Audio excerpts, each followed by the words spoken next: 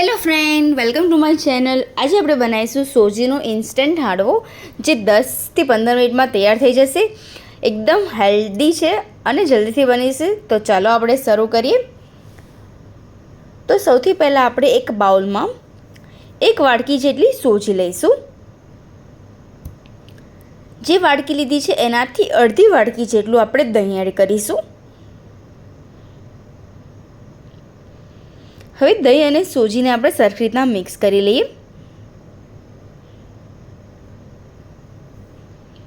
ત્યારબાદ આપણે એમાં 1/4 કપ જેટલું આપણે પાણી એડ કરીશું. એને પણ આપણે સરખી રીતના મિક્સ કરી લઈએ. સરખી રીતના મિક્સ થઈ જાય ત્યારબાદ આપણે 10 મિનિટ સુધી આપણે સોજીને રેસ્ટ કરવા દઈશું. 10 મિનિટ બાદ આપણે એમાં સાદા મસાલા કરી લઈએ. સ્વાદ અનુસાર મીઠું એડ કરીશું. 1/2 ચમચી જેટલી હળદર પાવડર એડ કરીશું. 1 ચમચી જેટલું લાલ મરચું પાવડર એડ કરીશું. તમે અહીંયા લીલા મરચાંની પેસ્ટ પણ એડ કરી શકો છો. હવે સરખી રીતના મિક્સ કરી લઈએ.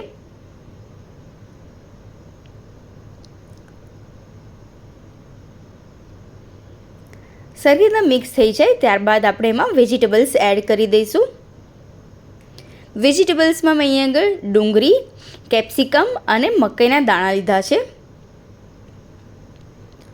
લગભગ બધું 2 ચમચી જેટલું લીધેલું છે. હવે બધું સરખી રીતના મિક્સ કરી દઈશું. બધું સરખી રીતના મિક્સ થઈ જાય ત્યારબાદ આપણે એમાં ઈનો એડ કરી દઈશું.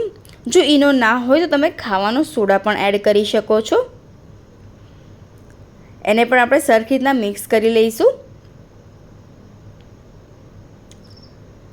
સરખી રીતના મિક્સ થઈ જાય ત્યારબાદ આપણે કઢાઈમાં 2 થી 3 ચમચી જેટલું તેલ લઈ લઈશું.